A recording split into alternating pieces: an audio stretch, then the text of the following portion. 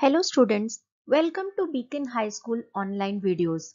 Today we are going to learn about the most important and interesting topic, that is the health and hygiene. First let us observe one picture.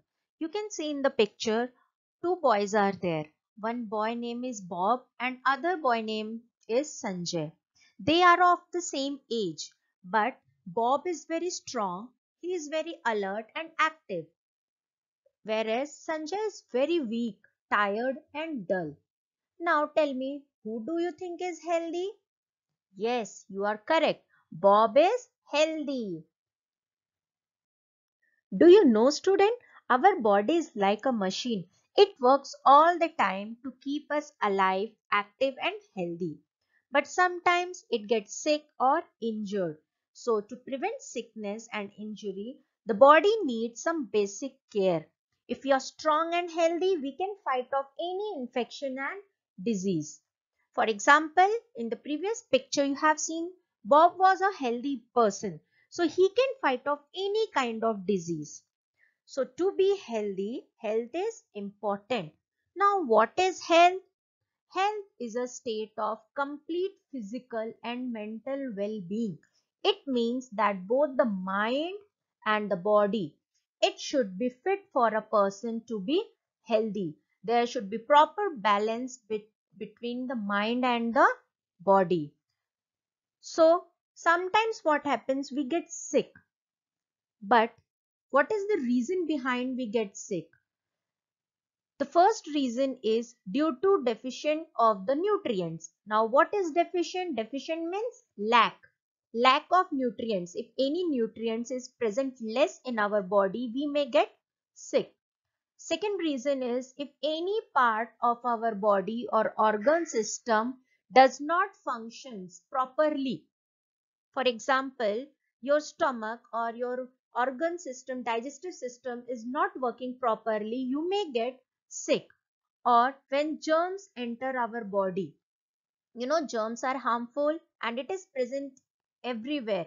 If we do not take proper care, then germs can enter our body and these germs can be harmful to our body and we may get sick.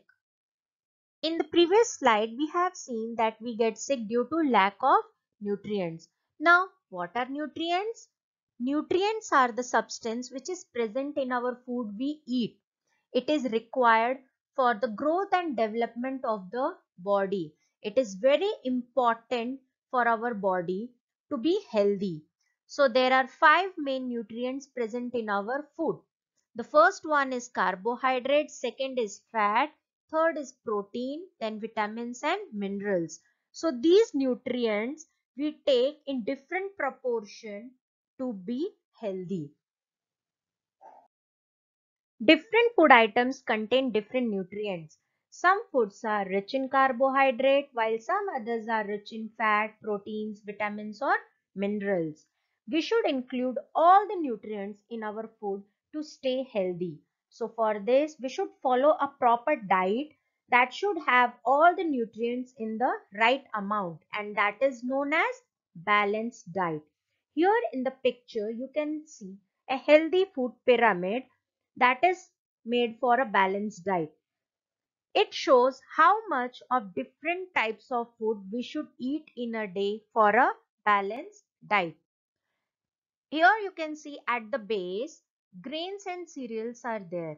We should eat it most. Then fruits and vegetables, we should eat it more but not more than the grains and cereals. Then meat, poultry, fish, eggs, dry beans and dairy product, we should eat it moderately, not more than grains and cereals, fruits and vegetables. After that, we should include fat, oil, salts and sweets, but it should be in a less amount. If we follow this healthy food pyramid, then we will be healthy and fit. Now let us learn about the carbohydrates. You know, carbohydrates are energy giving food. It provides energy to our body. And carbohydrates are basically sugar and starch. Now from where we get these carbohydrates?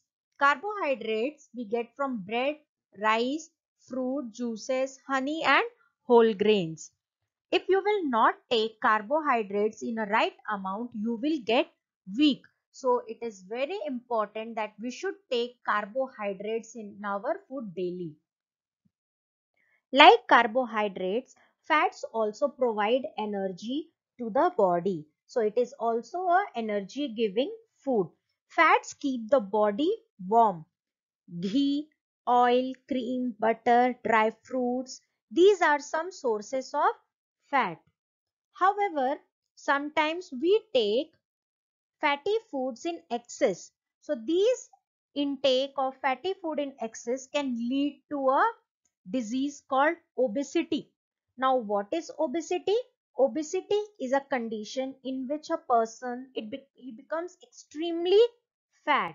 So obesity can also cause heart disease. So we should take fat but not in a large amount. The next important nutrient is protein.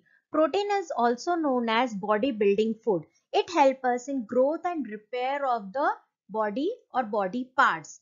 It helps us to make new cells, and also it helps us to replace damaged cells. Means suppose a cell is not working properly or it has been got damaged, then these protein help us to rebuild it. Then next is the sources of proteins. Chicken, fish, eggs, milk and pulses are good source of proteins. When there is a deficiency of energy giving food, that is carbohydrate and fats, and deficiency of body building food, that is proteins in our body, a disease is caused, that is protein energy malnutrition. In short, PEM. There are some symptoms which shows that a person is having protein energy malnutrition disease. The hair get dry and it get discolored. It loses its original color. The legs and arms get very thin and it is of no use. Eyes get dull and the person looks sick. The belly is get swollen and skin get dry and wrinkles appear. So these are the symptoms that shows the person is having protein energy malnutrition disease. Vitamins keep us healthy and help us to fight germs which enter our body. That is why vitamin is also known as protective food. It is needed in small quantity, but the deficiency of vitamins can cause disease. Green leafy vegetables, fishes, fruits, these are the rich sources of vitamins. Vitamins are of different kinds. Different vitamins are denoted by different letters of the English alphabet in capital. For example, vitamin A, vitamin B, vitamin C, vitamin D. So here is the table that shows some of the common deficiency disease caused due to vitamin. First, let's talk about the vitamin A. Vitamin A keeps our skin healthy and it is responsible for our proper vision. If there is a deficiency of vitamin A, it causes disease night blindness. That is, we are unable to see during the dim light or in dark. Then vitamin B help us to convert food into the energy that is important for the proper functioning of the nervous system. And the disease caused is beriberi, and the symptoms that shows beriberi is the loss of appetite, means we do not feel hungry, and mouth ulcers. Then vitamin C, it help us to wound healing and also it protect from cold and cough, and the disease caused is scurvy. And the symptoms we can see is the gums get swollen and sometimes bleeding is there. Vitamin D is very important for the bones. It keeps the bones strong and healthy. And the disease caused is the rickets. And the symptoms are weak and deformed bones, means the bone loses its own shape. Our body also require minerals for the proper growth and development. For example, iodine, iron and calcium. But when there is a deficiency of these minerals, a disease can be caused. Iodine causes a disease called goiter. Goiter means swelling in our neck region. You can see in the picture. Then iron. If there is a deficiency of iron, it may cause anemia. Anemia means there is a less iron present in the blood and we feel weak. Calcium. Calcium is very important for the bones. In the previous slides, we have studied how the nutrients cause the disease. Now let us study the ailments or the disease caused by germs. Those organisms which are too tiny to be seen with our naked eye, they are known as microorganisms or microbes. Microbes are found everywhere. They are found in air, water and soil. They are also present inside our body. Microbes are of four types: bacteria, protozoa, fungi and virus. Bacteria. Bacteria is a type of microorganisms which we find it everywhere and mostly they are found in spherical shape, that is round in shape, or it is in the rod like shape, or sometimes it is in the spiral shape.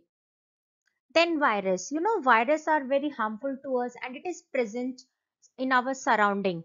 For example, HIV virus, hepatitis B virus, Ebola virus, adenovirus, influenza virus, bacteriophage, and now coronavirus. Protozoa. Protozoa is a type of microorganism that is present in our surrounding. It may also cause disease. Then next is fungi. The best example to observe fungi is on bread. If we keep bread for 4-5 days in open area, then you will observe the black spot appearing on the bread and this is fungi. Some microorganisms are good for us, like the ones that live inside our intestine because they help in digestion. But there are some microorganisms that cause harm to our health and they are called as germs. Now these germs can cause diseases. For example, there are two types of disease: communicable disease and non-communicable disease. Communicable disease means the disease that can be transferred or transmitted from one person to another. For example, typhoid, pneumonia, chickenpox, and now the best recent example is coronavirus, that is COVID-19. The next is non-communicable disease. This is the disease that is caused due to deficiency of nutrients and they do not transfer from one person to another. For example, diabetes, heart disease and cancer. Germs can enter our body through various ways. For example, by consuming unclean water or food, or when we get in contact with the infected persons, or through mosquito bite. Then we get sick. Now, how we know we are sick? Through symptoms or diagnosis. Now, what is symptoms? Symptoms is actually a warning signal that our body sends out when we fall ill. For example, fever, chest congestion, coughing, vomiting, stomach ache or loose motions. These symptoms shows that we have fallen ill. Different illness cause different sets of symptoms. Then doctors are trained to recognize various symptoms and they make a diagnosis which tells about the kind of illness we have. And now what is diagnosis? It is a procedure which help us to identify the nature of sickness, means what type of illness we have.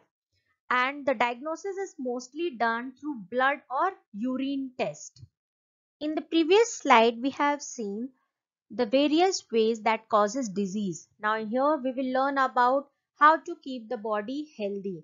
To keep the body healthy, we should take a proper balanced diet. That means the nutrients should be taken in a proper amount. We should take proper rest. We should include physical exercises in our daily life like swimming, walking, running, cycling, that keeps our muscles strong and also help to improve the blood circulation. Proper posture also keep us fit. Then hygiene. We should keep ourselves clean and our surrounding clean. That will prevent the disease to enter in our body. What is immunity? Immunity is the ability or tendency of our body that help us to fight off any kind of disease causing germs. To develop immunity, vaccination is also given. And what is vaccination? It is a method that prevents microorganisms growing inside our body that can cause disease. In vaccination, a vaccine is given that contains dead germs that help us to fight against the germs. A vaccine can be given either through injection or it can be given through orally.